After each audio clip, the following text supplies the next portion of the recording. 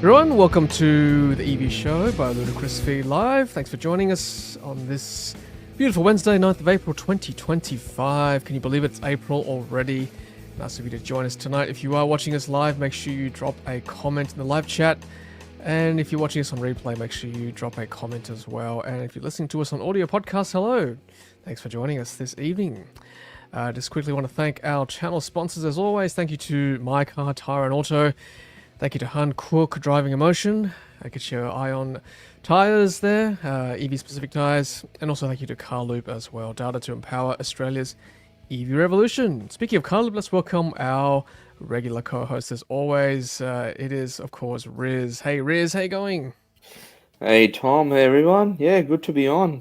We've got so much to talk about. I think you've sort of immersed yourself in EVs in the last week or so, Tom. I mean, usually it's every week thing, but then we had that big car show, not just an EV show, but there were lots of EVs and plenty to talk about. And then there's a lot happening elsewhere as well. So look forward to hearing what our live audience think and anyone listening on sort of podcast as well. Stay tuned. We've got lots to cover.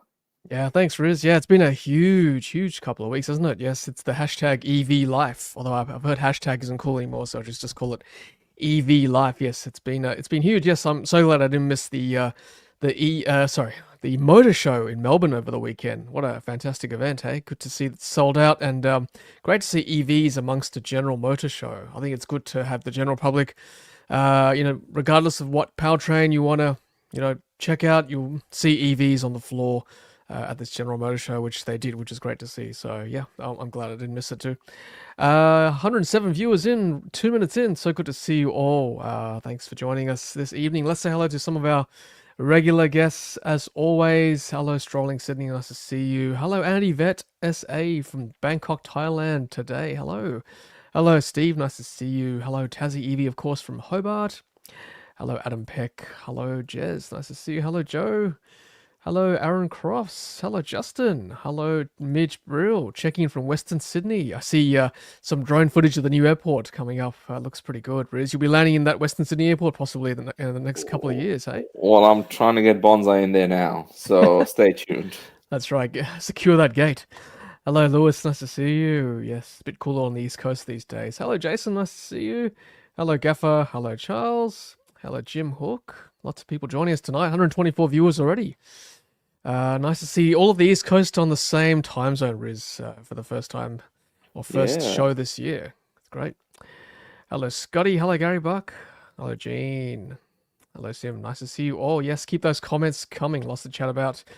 Now, before we kick off tonight, I just want to quickly plug, of course, as we always do, the SXSW, South by Southwest show later this year. So we're still in that public voting phase. We've got till the 11th of April to try to get this across the line. So we've got this panel that I'm involved with. So if you can kindly have a look at the pinned comment and make sure we just vote. It's very easy. Literally just click cast vote and you'll just vote for this panel to get on stage. And then, hopefully, I'll be joined by some very distinguished guests here. We've got Nick from Karma, Nick Boucher, of course, Jason Clark from True EV, distributors of Xpeng, Jennifer Dudley Nicholson, award-winning journalist, and of course, Samantha Dieback, who is moderating that panel. So click on that link and vote for us if you want to see us on stage at South by Southwest in Sydney later this year. Should be good. Now, Riz, we should probably talk about sales figures to kick things off, hey, for March 2025. So let's have a look at your article here from The Driven. Let's have a look.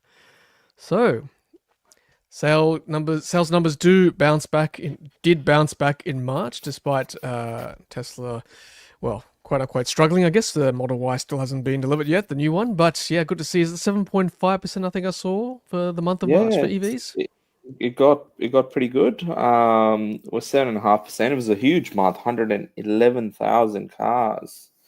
That's a lot of cars. And this is sort of, we're looking at, despite the fact that we didn't get Tesla's big numbers because of the upcoming Model Y. We'll touch on that a bit later, but yeah, in general, 7.5%. It's the highest it's been so far this year. But there's a couple of new cars on the list which are interesting, and some of the older ones, if we look at the sort of what did sell well in March. So there we go. We've got Tesla still rounding up number 1 and number 2. Looks like they're trying to clear all the inventory numbers, especially for Model Y, given the new ones coming. Good to see BYD C-Line 7 up there in the mix. Number 3, 573 sales. And the Kias as well, Riz. Kia EV5 and Kia EV3 making the top 10 as well. So good to see. Yeah. So that's quite good. MG obviously with the MG4. The Atto 3 had a bit of a bounce back. The more interesting one, of course, is the Geely EX5. They only were in the market for about half a month. So quite interesting. And then there's other news that they've got about 600 orders, which is also, a good thing. It's priced so well. And yeah, there's quite a bit of demand for a well-priced, mid-sized SUV. So yeah, I think Geely's got a bit of a winner there. It's just whether people recognize the brand or not. Yeah, I was there at the motor show on Sunday, and look, it was generally quite crowded, but the Geely stand was particularly crowded. I saw a lot of serious buyers looking at that car and poring over it, and yeah, probably very happy with the price as well, and obviously the special offer until end of this month too, with the free paint and free charging and free servicing as well. So yeah, I think there's only good things to come for Geely. 188 sales, as you said, Riz, half the month only. And they've got, I think, at the launch, they said 500 in stock at the moment around Australia, so they should clear that pretty quickly. But for $40,000, I think 42 on roads before for the base model. That's a pretty good deal for that 4.6 meter SUV, right? That's pretty good, I would think. It's a lot of space in the back as well. And yeah, it's quite a comfortable drive. There's a few things that do want to change in that car, such as the low speed sort of sound that it makes and a couple of other things. But apparently that's going to happen over the air. It's going to get CarPlay and Android Auto later on in the year as well. So all in all, it's a pretty good package at that price point and at that size, because the Atto 3 is smaller. The Seals, of course, is a sedan, a bit more expensive as well. And 11 kilowatt AC charging, that's pretty good. And it's a light vehicle. So that's the Geely EX5. I know we're talking about sales. Tesla, I think they're nearly out of their Model Y stock now. And given how crowded their stand was at the Melbourne Motor Show, I would probably say they'll sell out of their stock by this month, just in time for next month's launch series deliveries for their new Model Y. That's right. Yeah, I was there on Sunday. I must say the Tesla stand was crowded, but I think there was most of the people were there to see the Cybertruck Riz, unsurprisingly. Long queues actually snaking around the stand, so good to see. Not as many seeing the Model Y as I did in Sydney, interestingly. I guess it's a pretty well-known vehicle now, but yeah, I'd be very curious to see when they start delivering the new Ys in the next month, to see whether it really picks up our sales figures and hopefully push it over 10% in Australia, because that'll be a huge benchmark. Definitely. Yeah, big milestone. Yeah. I mean, look, the EX5, as you said, a lot of inclusions. Don't forget the massage seats, of course, for the top variant. I think it's called the Inspire variant. And of course, I got to see the, as you did too, I'm sure, the MG S5. So that'll be another competitor in that small to mid SUV segment. Looks pretty good as well. I mean, obviously, no pricing yet, but it certainly looks a lot better than the ZS EV. So yeah, great replacement for it. Well, given on this top 10 or whatever, however many cars are listed there, sales chart for March, number 5, the MG4, that's what the MG ES5 is based on. If that car does, even if it has roughly the same features as the MG4 and it's priced well, where I think the Geely has set a benchmark, I'd be very surprised if we don't get the ES5 around about 39,990 plus on roads. So Geely EX5 is 49.90. Under 40 grand would be a pretty good milestone. Currently, we have the BYD Atto 3 standard range, or what do they call it? Essentials. Essentials, We yes. still have not seen, as far as I can tell, we haven't had deliveries for them. They were supposed to happen in March. Mm. So for the Essential series that they announced in January. So maybe that's still coming, but if the MG ES5 has a 3 in front of its price, I think it will start to really get people interested into a mid-size electric SUV or a plug-in hybrid or a hybrid or just an ICE SUV at that price point. We know EVs have a lot more tech already, how smooth they drive. If people can overcome or just learn or understand a little bit more about charging, I think it's a bit of a no-brainer. Yeah, I think, correct me if I'm wrong, I think it was, well, it was advertised as MG S5 at the show. Yeah. I'm not sure what the final name will be, but you're right. I think MG is not afraid to be aggressive with their pricing. We saw the MG4 touch $30,000 late last year in heavily discounted vehicles. So yeah, well, I wouldn't be surprised if there was a bit of a mini price war with MG, BYD, and Geely, hey, in that sort of small to mid segment. So bring it on, I reckon. Bring that on. Well, MG has a goal that now that they're in the top 10 brands in the country, they have a goal of getting into the top 5 in the next couple of years. And if they're going to do that, one of the ways they did it, they had 6 model unveils at the Melbourne Motor Show.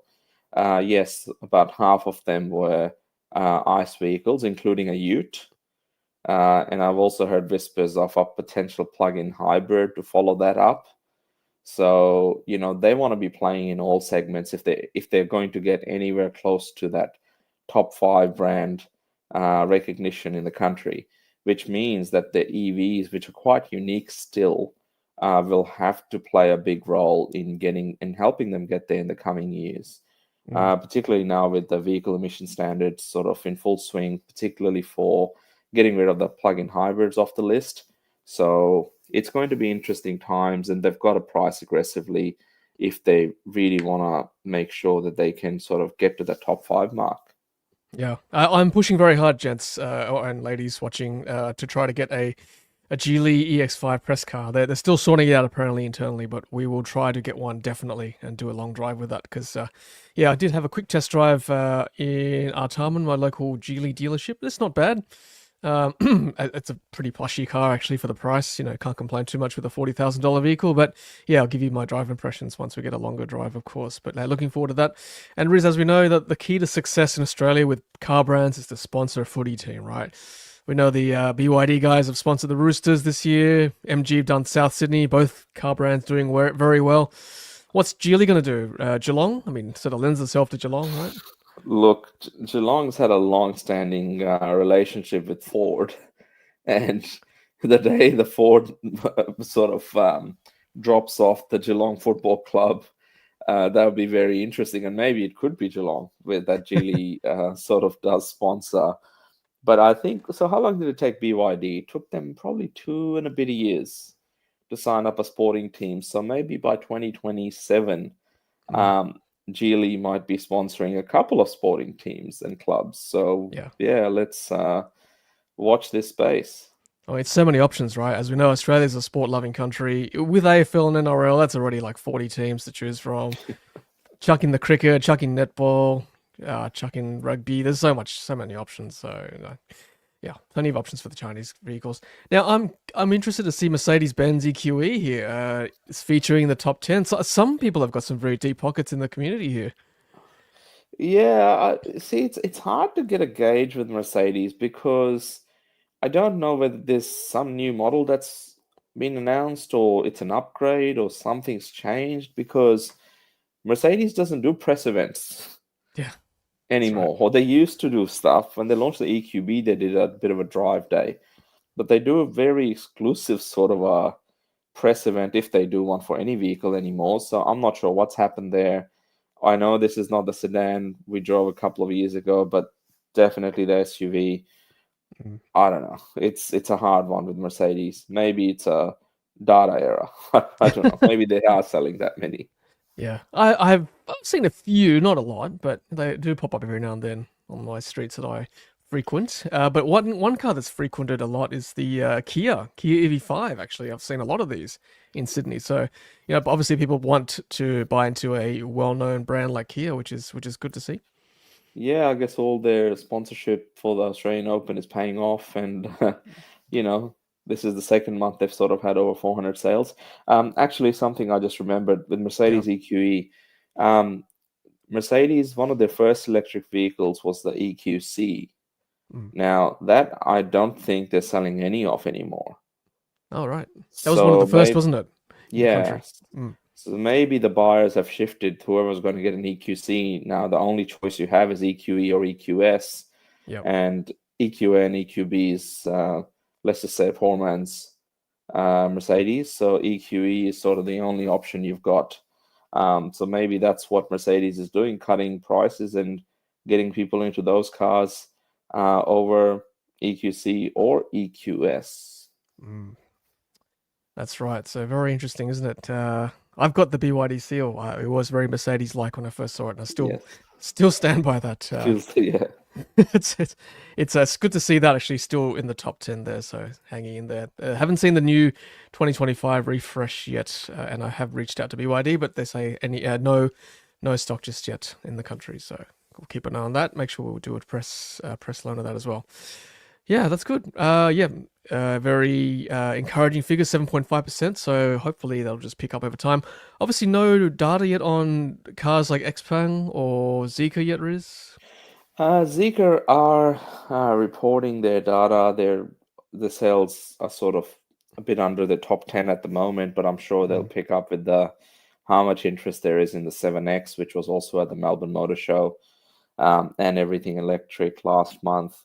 So Zeekr are reporting Xpeng. I think they're working through it as to getting those figures out to the general media. But the others, like Deepal and some of the Leap Motors of the world, are just not selling at high enough volumes just yet.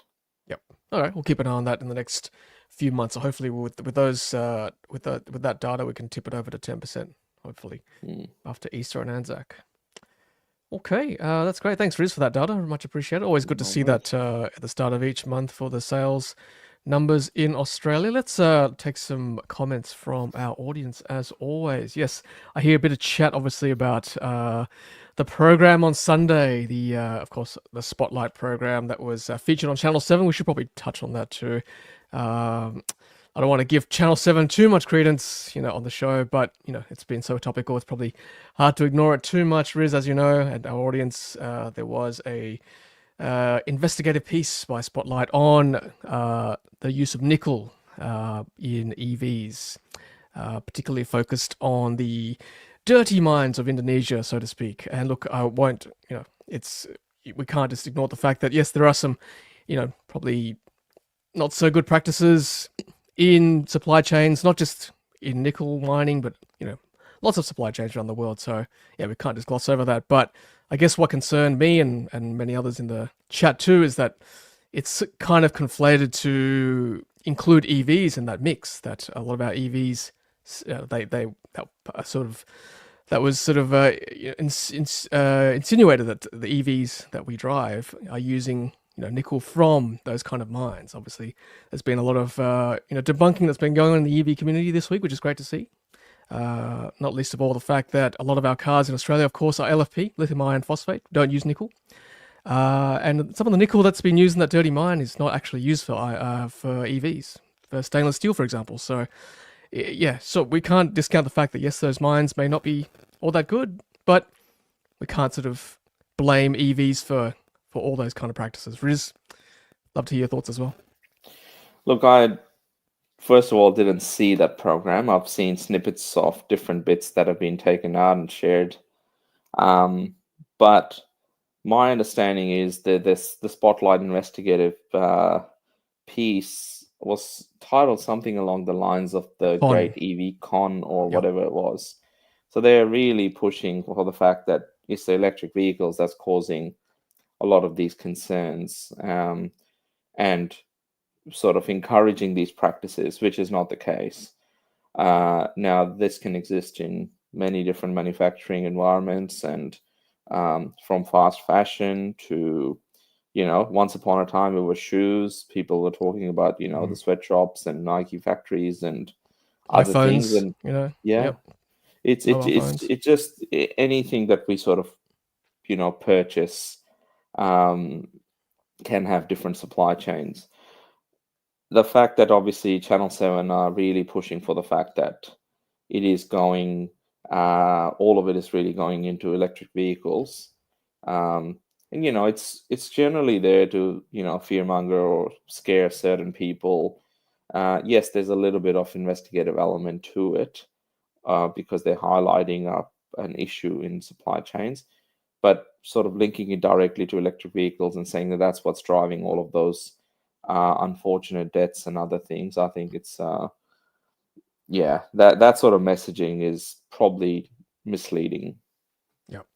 Look, there's unscrupulous practices across all supply chains. Like I stopped to think about the clothes that we wear, the materials used to build our homes, the production of our phones, the linen that we sleep on, you name it, the cars we drive, of course. Yeah, just go deep enough. There's something that we probably shouldn't be too comfortable with, but obviously EVs are the flavor of the month, and yeah, it is a low hanging fruit. I'm not sure how much damage it really has done because if you don't like EVs, it's not really, it's just more evidence or more fuel, so to speak, for you to use against EVs, right? And if you really are smart enough to buy an EV, you're going to actually fact check that program. So I'm not sure it's really swayed people too much one way or another. It's an easy target, unfortunately, and Channel 7 has taken advantage of it. I think also the timing of it as well. The That's also a key part of it. And I guess one other main thing, and I guess I'll raise it now, it's also involved in their promo videos and other things. It's involved Sam Evans, a fellow YouTuber, who has put quite a lot of content into electric vehicles over the years. Um, there's people that really love him, and there's other people that wouldn't watch him, which is fine. Everybody can choose what they want to do. But at the same time, he has shared quite a bit of useful information over the years around electric vehicles, particularly around batteries. And he's always sort of advocated that lithium iron phosphate is sort of the main chemistry that's really going, reshaping the battery technology space.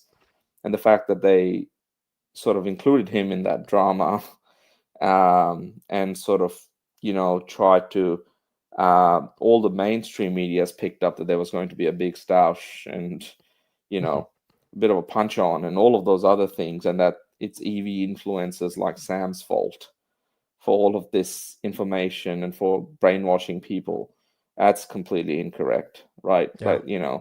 But that's just my take on it, and I think that people in the electric vehicle community sort of see the same thing, that they're dragging people into it that um, has nothing to do with the investigative nature of supposedly that program.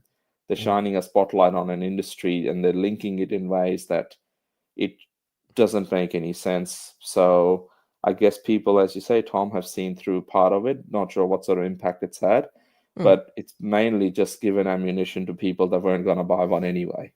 Yeah. Exactly. Yeah, I'm not sure it's done that much damage. It's just look, they've got an agenda clearly, right? Everyone's got an agenda. Channel 7, their agenda is that we've got an agenda here. We're pushing. Well, no, we're talking about EVs. We love EVs, right? It's just the way it is. And yeah, I mean, there's not much more to be said. I don't want to put too much more fuel to it. Sam is great for the EV community. He does a great job bringing the news, whether you like him or not. He provides content, and obviously Riz and I have travelled with him. He is larger than life, the big man. It's just a shame he's been dragged into it, unfortunately. But yeah, so yeah, I guess we're just keep doing the good thing, Riz, and just try to bring the facts to the Mm. people, our appreciative audience, each week, and that's all we can do, I think, for the time being. But yeah, but thanks for all your thoughts as well on the chat, and obviously Tech AU had a good piece as well on his website, so I read that as well. So good to see. I think the one way of really just resolving just last little bit is around transparency. A couple of years ago, once again, whether you like Elon Musk or not, in one of the earnings call, he did say that if people are really concerned about cobalt mining, Hmm.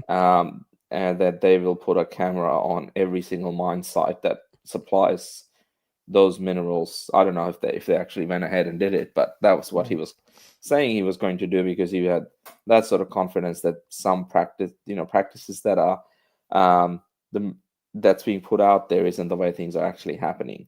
We're not saying the same thing for this particular investigative sort of thing that Channel 7 did, but the reality is it's in the industry's best interest to be as transparent as possible.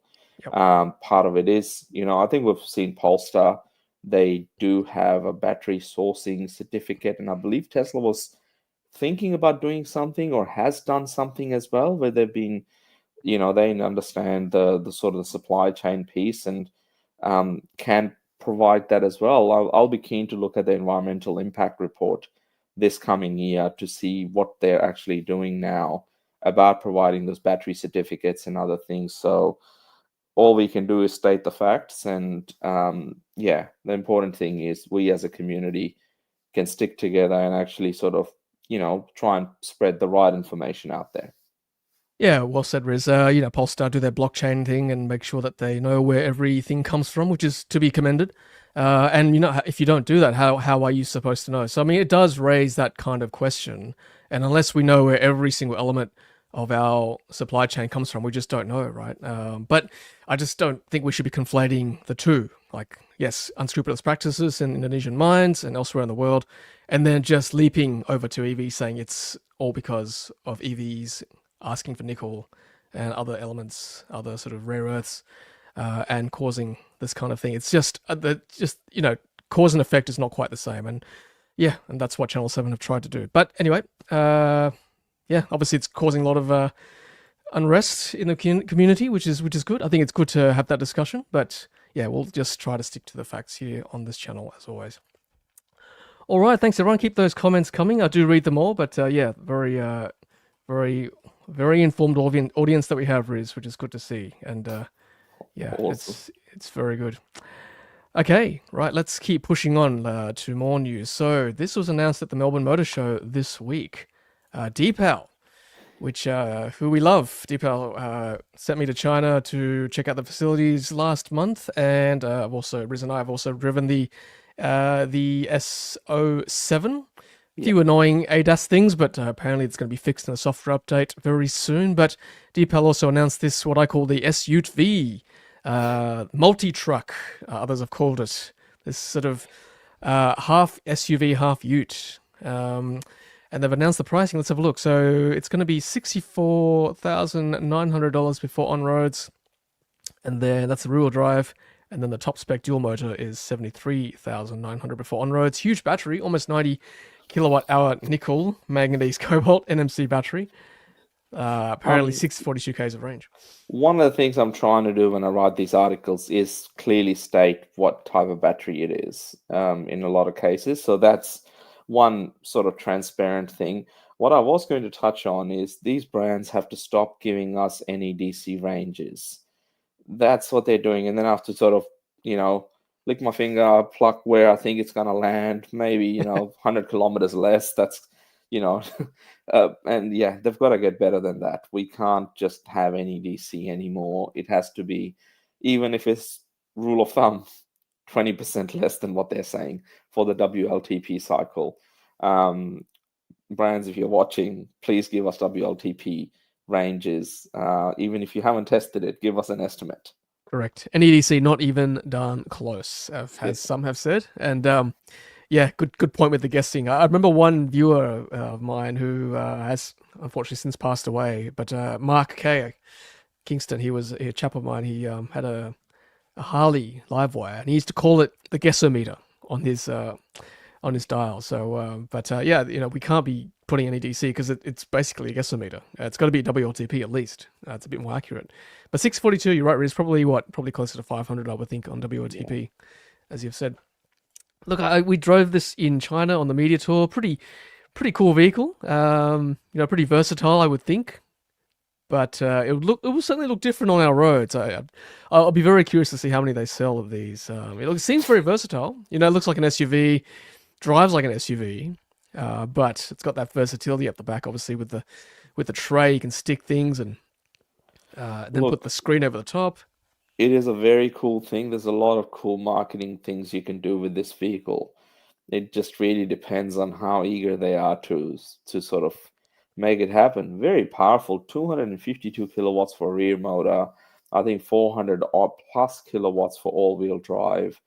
Um, 0 to 100 in under 4 seconds. Does all of the things that EVs are known for. And yeah, it looks pretty cool from the front. It just depends on what you can actually do in the back. Yes, you can cart stuff. What can you do from a camping point of view? What are the other things? What are the accessories? Can you really turn this into a lifestyle vehicle? In the four-wheel drive world, and not saying that this competes with the four-wheel drives, but in the four-wheel drive off-roading scene in the country, it's not unheard of where people will buy something for 60 grand and spend another 40 grand on it. So this, if it comes well packaged enough, what can we do with it? And that I think is going to be the key thing. How will Deepal showcase all of its adventurous things? Some of the things that, may not even maybe very Australian focused. Mm. So looking forward to it, Tom, and looking forward to you testing it on our roads. Yeah, look, it was quite fun to drive on the skid pan, but it's hard to tell on a smooth road like that and trying to do donuts on it. But yeah, it'd be good to see it on like just average roads here in Sydney and Melbourne and Brisbane and elsewhere as well. 800-volt architecture, so try to find a charger somewhere we can get that quick charge as well.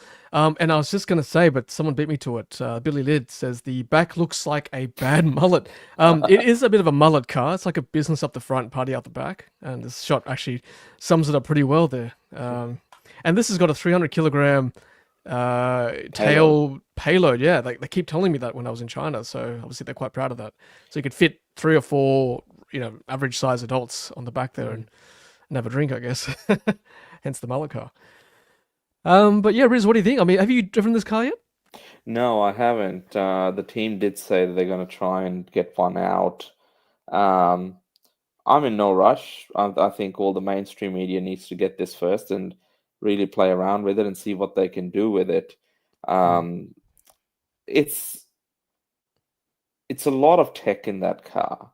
Like the Deepal SO7, I thought was a fantastic car, and I know it got like the Deepal team at the show on the media evening did say when they pointed out the SO7, they said that was the car that they was the first into the market, and it was the worst car in the country for quite a while, like a couple of months. And now they said they're about to change that with the software update to improve all the bings and bongs and a whole lot of other feedback they've got. They're incorporating it. They've taken it very seriously.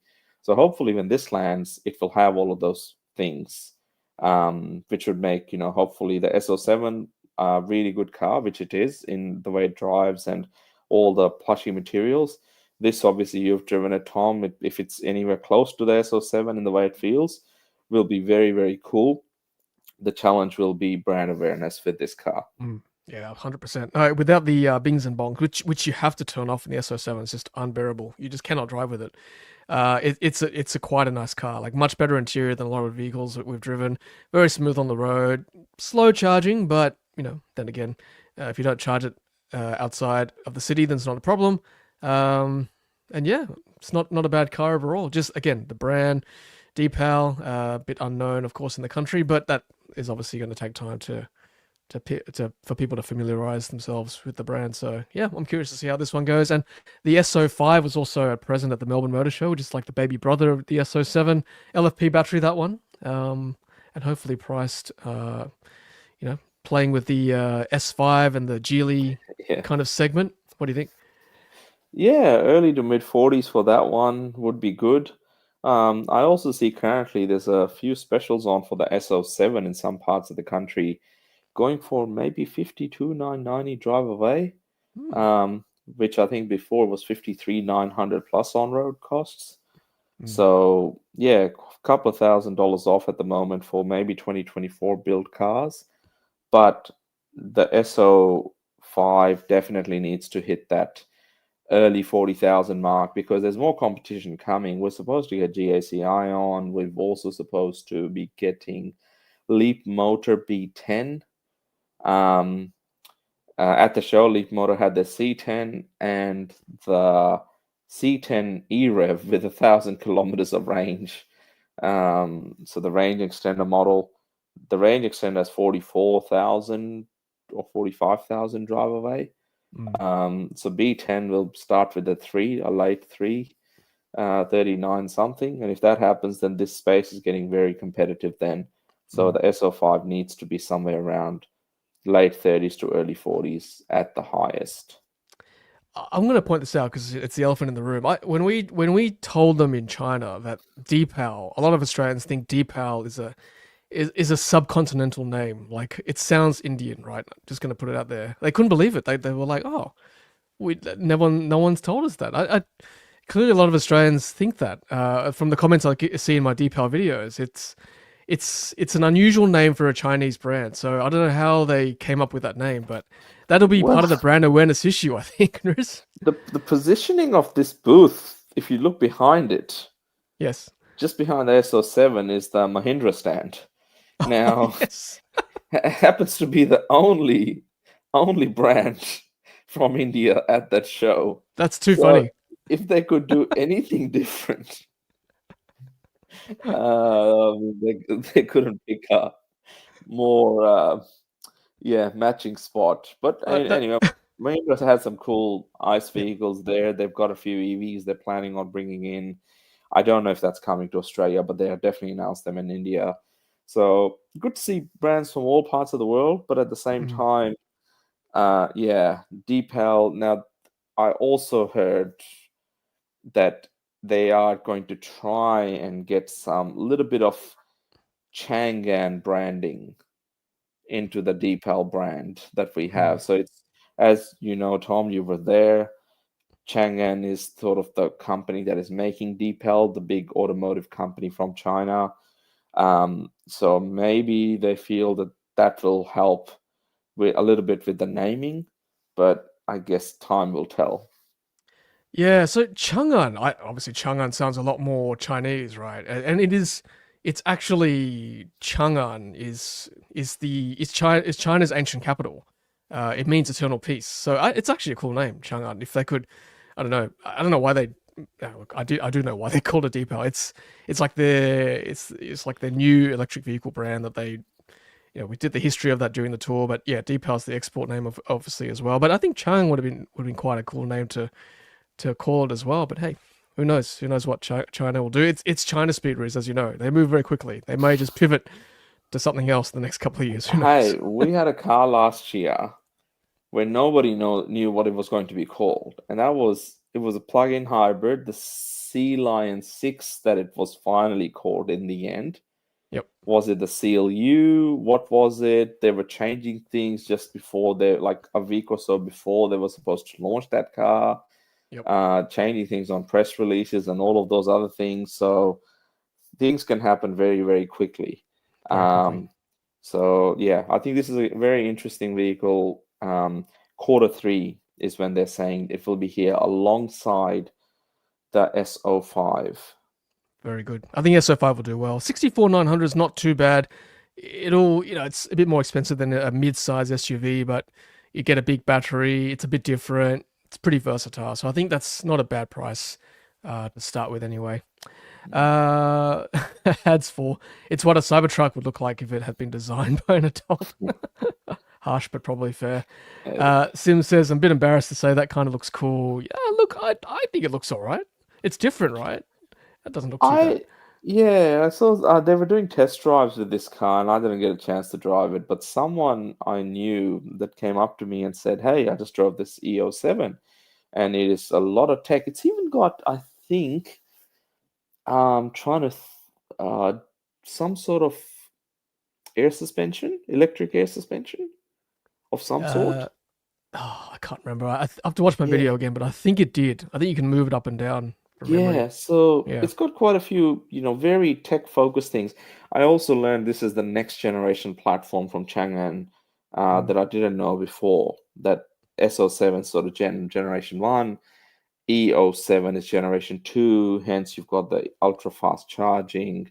Mm. Um, so yeah, I really think we just have to be shown what you can do with this vehicle in Australia. Yep.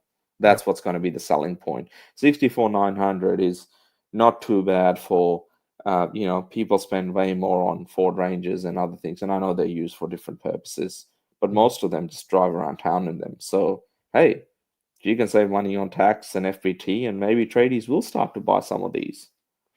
Yeah, it's even a good family car, right? Because it's Yeah. quite versatile. That screen is great because you can cover your load. I don't necessarily want to ute, but the space is quite practical, Mm. especially if you've got kids that need a lot of equipment, and anyone who's got children will know that yes, they've got a lot of crap they need to carry with them to school and sport and whatnot. So yeah, it could appeal if they get the marketing right, I think. And I agree Mm. with you, Gaffer. Yeah, I thought Cybertruck straight away when I saw it. It's even the same colors, right? So clearly it's been Cybertruck inspired Cyber somehow. inspired. Yeah. Hey, Uh, wasn't it in Chongqing? The like the is that where they were showcasing these vehicles? yes, Chang'an's No, based in Chongqing, and that's where right. we were. Yes, correct. Now, Chongqing, for anyone that I've only seen videos, and it looks like a city straight out of Cyberpunk. Yes. Now, maybe that's where the inspirations come from. That, Cybertruck with the city in the cyberpunk, maybe we will combine it into something that looks like it's come from the future. Yeah. And that does look very, like, I think it looks cool in person. Yes, the rear is a bit funny, but if we can figure out what we're going to do with it, that's why they need to get this to you, Tom, as soon as possible so that we can see what it's all about.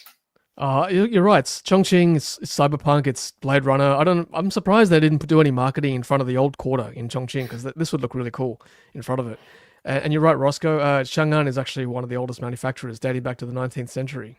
They keep telling us on the tour. So yeah, um, there we go. That's good. And thanks for your comments, guys. Keep them coming. Now, speaking of another name, another brand that's going to be changing the name of their car. But before we do that, just want to quickly just thank our sponsors once again before we head on to the next article. So, mycar, Tyre Auto, thank you very much to them. Thank you, Hankook, Driving Emotion. And of course, thank you, Carloop, Data to Empower Australia's EV Revolution. Now, Zeekr are going to be officially launching their 007 GT Ooh, shooting brake, of course. This is their wagon. This is a beautiful car. This is the one I'd be looking at, I reckon, if it came here. yeah. It's going to be rebranded as 7 GT, I think, possibly for copyright reasons, Riz. 007, of course, obvious reasons. Look, it's on this show, we're a big fan of um, the wagon, the estate, the cross turismo, whatever you want to call them. And this is probably one of the very few vehicles that's even slightest chance of coming to Australia.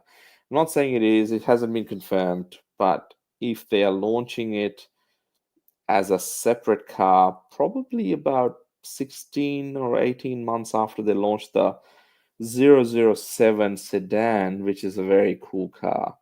Um, this is, yeah, just looks spectacular. It will be, I think, at the Shanghai show later this month.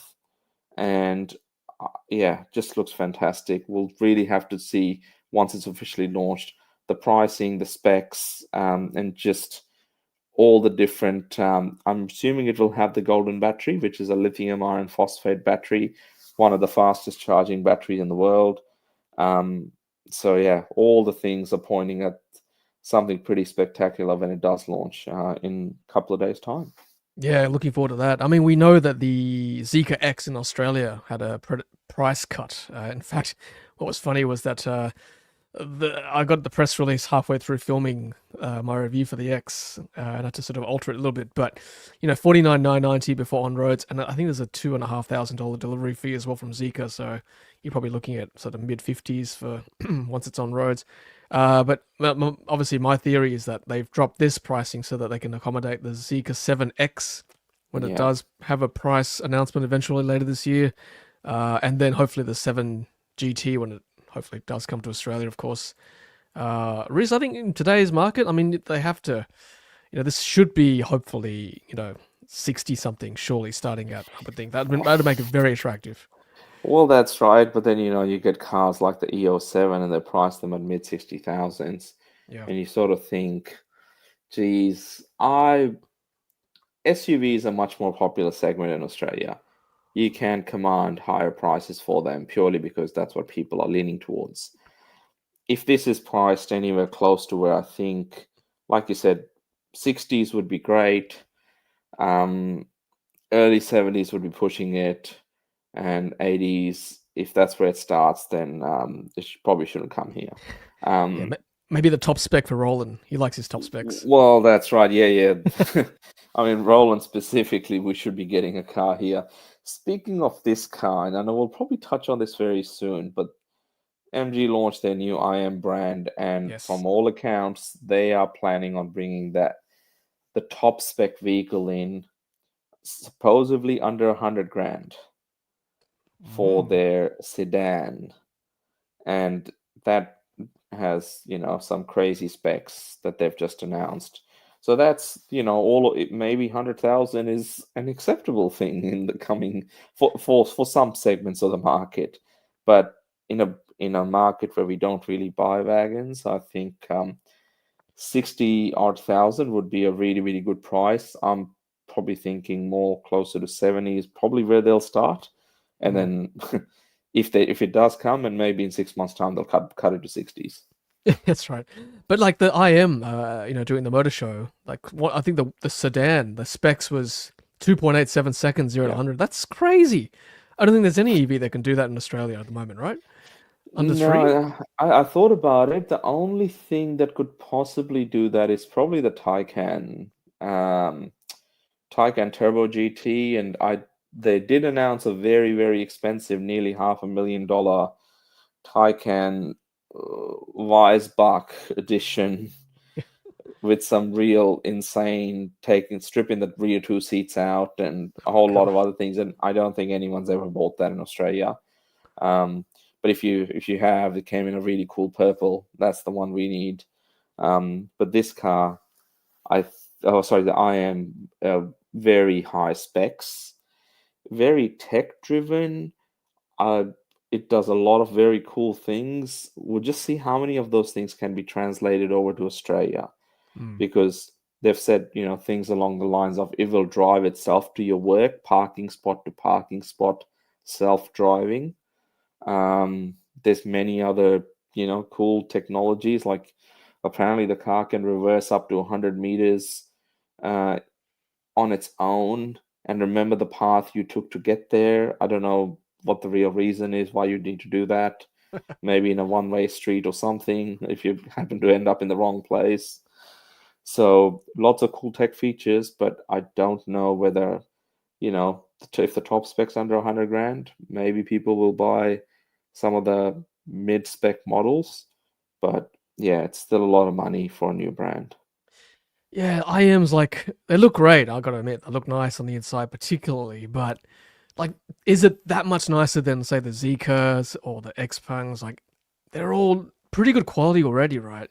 And like, I'm in two minds about the IM and MG, right? It's good that IM is presented by MG as we keep sort of half mocking on our Yeah. show, but it gives that sense of familiarity for people who don't know the brand, like because people know MG. But then the other school of thought is, well, why put like a budget brand like MG next to a supposed luxury brand? Like, should the two mix? Like, it's like calling Lexus brought to you by Toyota, or like let's say like Cassia brought to you by Patek Philippe. It's I know it's not quite the same analogy, but it's Mhm. you know what I mean. It's putting a budget next to a luxury brand. I'm not Yeah. sure what the answer is here because I guess only time will tell.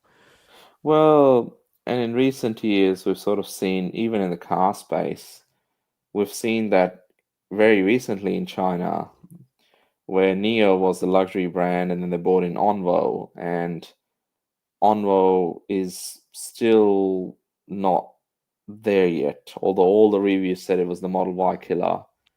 And it probably is in the specs, it probably is in many other ways, but then you're putting uh a mid-spec sort of brand next to your original luxury brand, and I don't know if that always works. Yes, it worked for Mm. Tesla to a certain degree because they started with the Model S and X and then worked their way down, but they kept the brand the same. And I Mm. think that's what confuses people and say, what's Onvo, what's same thing here. I am if even if they're distributing them through MG dealerships, they would need to probably have, like, let's call them IM specialists in those dealerships, like the geniuses, the Apple Oh, geniuses. yeah. Because how, you can't have an MG sales rep trying to sell you an IM. They're I know. completely different cars. Yeah, Um, unless they have a special booth by the corner of the yeah, MG stall or something, or the shop or something. I don't know how it's gonna work, right? yeah, yeah. Yeah. I might put this comment up here, interesting from Jim, who said Deepal had a vehicle here and did a multi-session market research impression session up against a bunch of other EVs done at Disney Fox Studios in Sydney. That's interesting, hey? Sort of market Ooh. research, focus groups kind of stuff, which is good. Good to see. Um, But nobody told them about the name. Surely the name came up. Surely. Um, Maybe people are far too happy at the Disney studios to that's right. even worry about that. We can't say that. That's right. Gary asks, can you drive the SO7? I assume he means Ooh, the EO7 with the cover open. You can on the skid pan. In fact, someone was driving around with the tray at the back open, unknowingly, but we saw it driving around with everything open. So clearly, on their versions, you can. I'm not sure about here. It might be a ADR thing. Not sure. Zeekr 007 GT does come with missiles and an ejection seat. I see where you're going there. Um, oh yeah, here we go. Jim saying no names were discussed about the SO7, EO7, sorry, or SO7. ah, Cost design, so on, discussions. Yep, that's really good right. information. Zeekr Riz, yeah, I like that. Bring that on. Hey, Why not? if you're listening, Zika, that name is still not copyrighted yet. That's right. Licensed, licensed to thrill. That's Riz. Um, yeah, every car journalist is a fan of Shooting Brakes. Yep. Well, I'm not a journalist. I don't think Riz is either, but well, I'm a fan anyway of Shooting Brake. Bring it on. I think it has something to do with, maybe it has something to do with, like, growing up, you'd think like wagons were a thing. They were a practical thing. And then we went to a space where pickup trucks or utes became a big thing. Mm. And then SUVs became a big thing because that's what, a lot of car companies marketed and said that's what you want. And a lot of the history behind the SUVs and their marketing is all to do with that's where the car companies make the most money. So that's why they pushed people. Like, you look at Toyota now, there's a Corolla Cross, which is like a jacked Yeah. up version. Mazda did that with the Mazda 2. They jacked it up and called it the CX3 and charged like 10 grand more for it. So that's what they've convinced people. But if you wanted to hold goods or do whatever you wanted to do, Europe does it pretty well with all the vans and everything else that they have. We somehow have ended up in the ute sphere, but Mm. we have at the show, at the Melbourne Motor Show, we saw a lot of electric utes coming. Mm. We've hopefully there's a few more Shooting Brakes, but I think more choices in body types will always help. And that's why I think the EO7 is a very cool looking thing because it's a combination of uh, a ute, a wagon, SUV, whatever you want to call Bring it it. on. Exactly. I mean, Joy, my wife, who features on the channel too, she likes SUVs because she says she likes riding higher, like higher off the ground, and I can understand that. If you don't drive like a hoon, then if you just drive normally, then it's nice to have that higher riding height so you can see above other cars and see around corners and things. So I get it. But for me, I quite like the fact that wagons are more aerodynamic because they're low onto the ground. So it's a personal choice. One more point. The car companies over the years have really pushed consumers to think that just because SUVs are higher, they're bigger, that they're safer. Mm. And it's not always true. So that's another thing that the car industry is pushed for a long period of time, where most consumers are convinced that Range Rovers are the safest cars on the road because you're much higher than anyone else, which I disproved in the last couple of weeks by driving a BYD Shark 6, and I was sitting above a driver of a Range Rover Autobiography. And I said, I'm building my dreams. What are you doing? That's right. Yeah, again, I think the Shark is probably the best advertising for BYD. It's a huge nameplate. You can't miss it. Every time a Shark passes you, like, oh, okay, BYD. It's not a bad move actually from their point of view. Um, Jason saying Deepal is of Hindu origin, meaning light. Okay, thank you. Thank you. Panel vans might make a comeback. Anyone see the Farazon stand at the motor show? That Oh, was pretty cool. I love those vans. I had a chance to drive one of those in Sydney. Very cool. Very cool. I wouldn't mind one of those short wheelbase ones. they did one of the coolest things at the show for anyone that missed it. In the high riding version of that Verizon Supervan, they actually did a partnership with a big, I'm not sure if they're in every state, but in Victoria, Messina ice cream Oh, is yes. very popular. And they did a partnership with them where they were serving ice cream off the back of that van, and there was a huge queue just to see the van basically to get an ice cream. So that was a very, very cool thing. It just blew any stand that had coffee, free coffees there or whatever they were handing out of the water because it was just so cool that you could do that. So that was pretty interesting. But the high riding, you can stand in it, no dramas. Easy. Easy. Yep. So yeah, really, really cool to see some product that businesses can use straight away, whatever they want to do with that sort of car, that sort of a van. So yeah, more of that. Verizon, I think, doing some real cool stuff. Yeah, the short drive I had was fantastic. It just drove like a big SUV. Phenomenal. Geely produced, just great. So I've reached out to them. Hopefully I can get a press van for a couple of days to drive around Sydney. It'd be great. Lewis says he had a Mazda 6 wagon. Yeah, they were good, weren't they? Mazda 6 wagon. Looked good as well.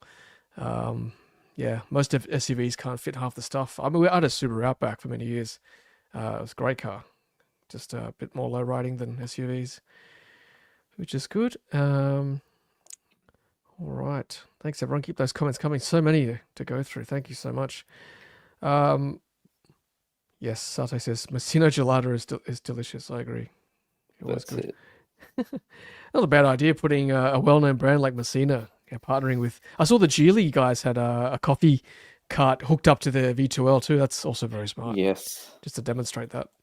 Did you see anyone making coffees there? I saw when I was around, nobody was making coffees, and I was thinking, who's supposed to do that? Because everyone else was in a Geely shirt.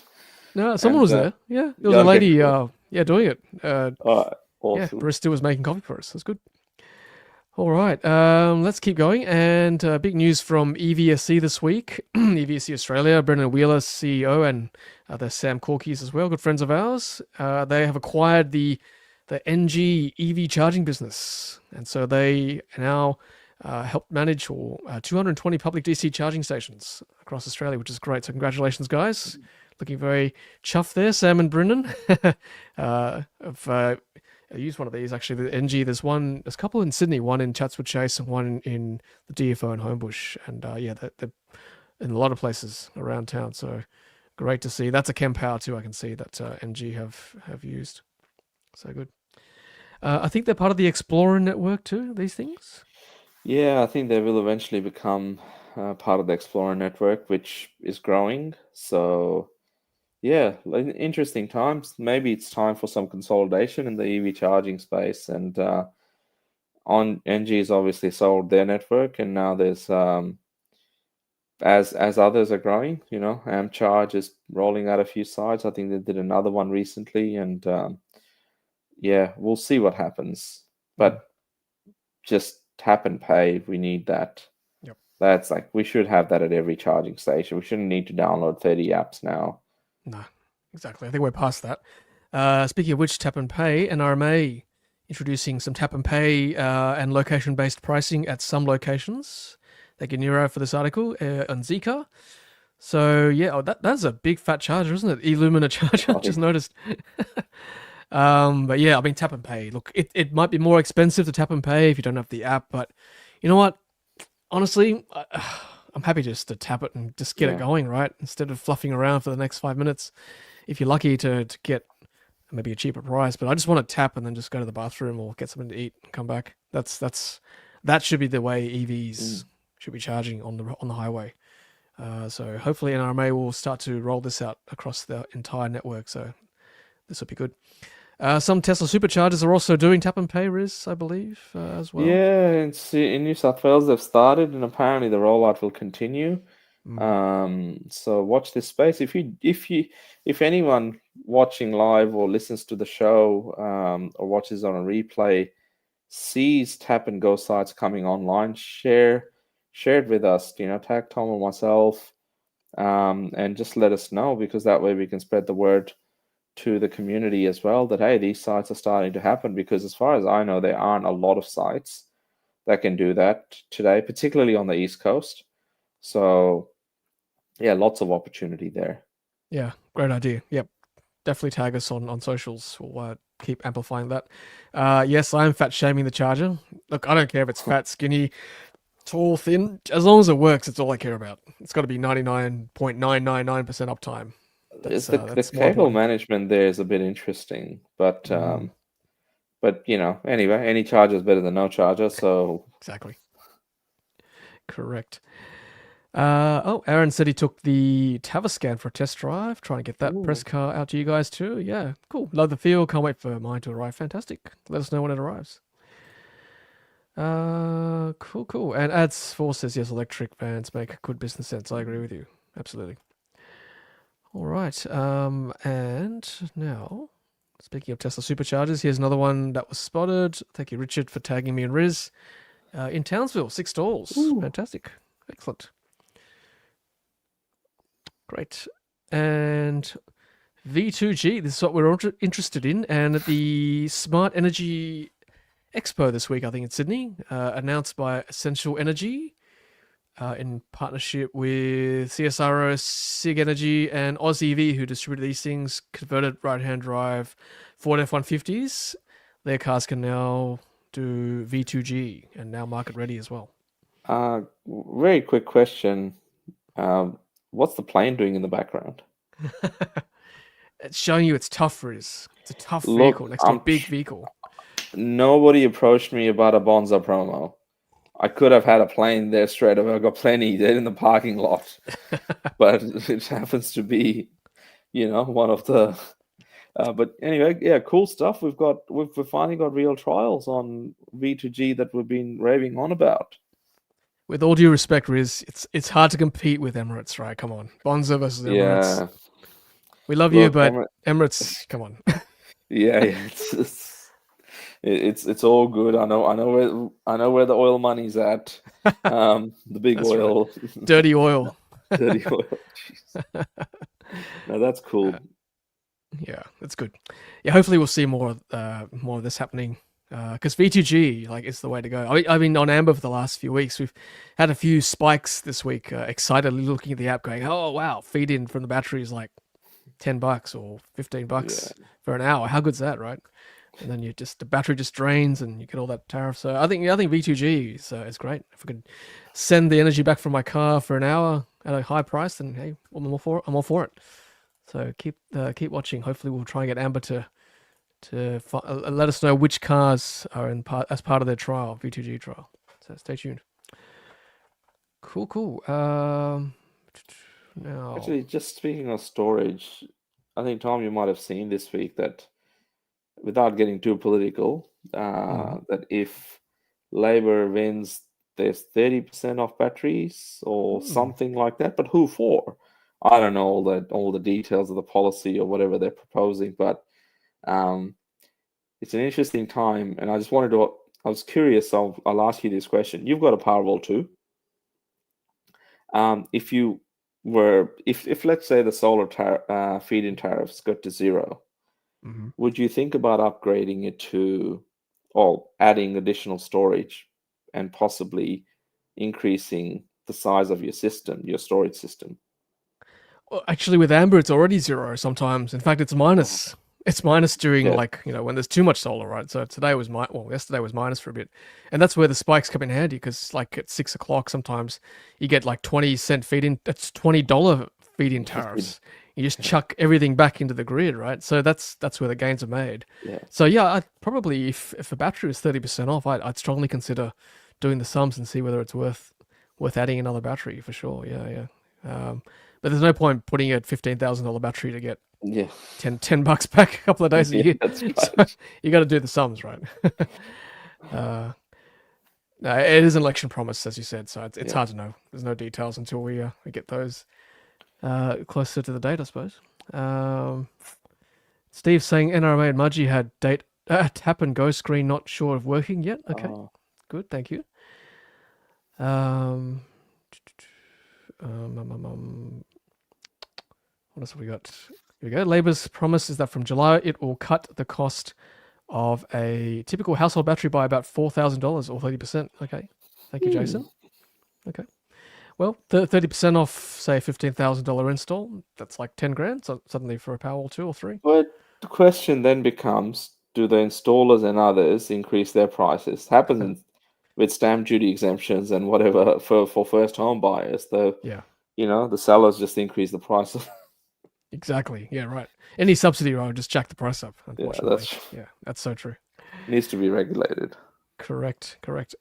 Now let's finish off the show with this from Roland. So, talking about the new Hyundai Ioniq 6 and 6N line. Official images have been released. So, a bit of a facelift.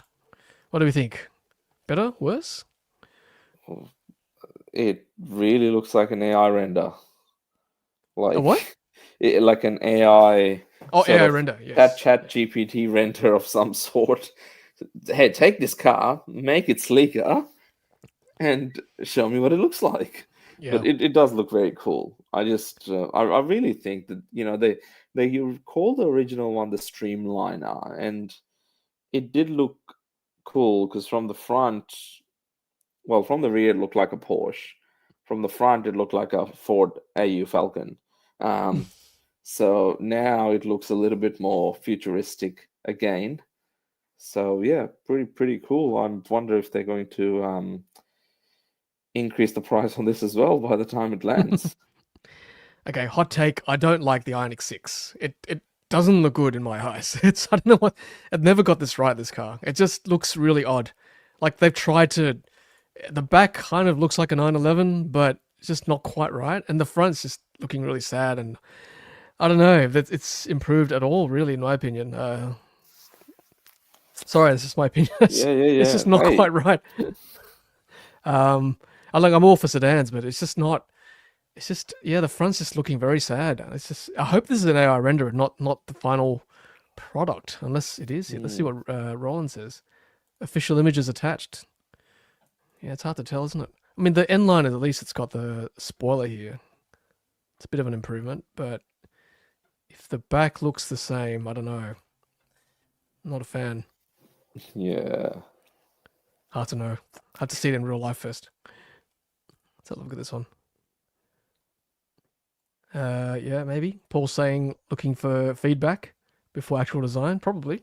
Oh, Back looks weird. Bottom looks warped. Looks like a banana. These are the final images. Okay, thanks Tassie EV. Yeah, damn. it's from Tron 3. Yeah. Look, let's try and get a press car, right? That's all we need to do. Yeah. Or track day. Give these a go. I wonder whether they'll refresh the Ioniq 5. That's the question. I think the recent upgrade had the update to the battery. I think there is a facelift version of some sort, but maybe I saw something, or maybe I was dreaming. I don't know. So yeah, that's probably in the works as well if they've done the 6, because the 5 came before the 6. Yeah, that's right. It's getting on that 5, isn't it? It's been around a long time. 2021 or something? Yeah, something like that. Yeah, it's been going And around. 6 came out maybe late 23? Yeah, late maybe. 23. Yeah, I think they'll be expensive too. I agree, SWS. They generally are the Korean cars over the Chinese. Well, what's supposed to happen with the Insta? We don't know the price yet, or the Caspa, whatever it's going to be called. Oh, yeah. Um, The Ghost. that's looks like a budget. Yeah, looks like a budget sort of an electric car, but a budget Korean electric car is probably still in the 40,000s. Mm. Um, E so EV3, right? It's 40, 46? 48, I 48. There you thought. go. Yeah. It's expensive. Yeah. Mm. Yeah, Sim, I agree. Turn that frown upside down, Ioniq 6. All good. Ludicrous track day, that'd be fun. Ludicrous. All right, well, that's it for me and Riz this evening, I think. Thanks everyone for joining us. 225 viewers at the hour and 10 mark. That's great. Ooh. Really encouraging signs. Lots to chat about today, as always. Riz, thanks so much for your time. Thanks, Tom. Good to be on. We've had, we're just talking before the show started that, hey, do we have sort of enough to go through? And I think we've gone over an hour and 10 minutes now. So yeah, plenty of stuff to talk about always. Thank you for all our audience for contributing, researching, sharing. Amazing group of people that we have as part of our Ludicrous Feed EV show community. Correct. Very well informed. Keep fact checking those types of stories and articles you read about, and keep those people honest. And look, there were a lot of suggestions in the chat today. I couldn't get through them all, of course, but we'll certainly try to get to that on the next show. But there's no show without you guys, and you guys are the best audience any podcaster, YouTuber, journalist, whatever, could ask for. So thanks again, guys and girls watching tonight. And just an announcement, we will be taking a 2-week break. It is New South Wales school holidays in the next couple of weeks. Easter and Anzac Day coming up as well, so we'll have Riz and I'll have a bit of a break. I'm sure Riz will be working hard in the background anyway. I always say to him, he's the hardest working person in the EV industry currently. Well, Tom, I will be working hard in the background because I'm just annoyed that Emirates got in the background of that V2G thing. I need to get my Bonza planes in the back there, so I'll be working very hard to get them in the background. Dirty jet fuel from Dirty Tom and Dirty Riz. Yeah, that's right. I really did. The great EV show con. That's right. The Dirty presented podcast. by Ludicrous Feed. That's right. Love it.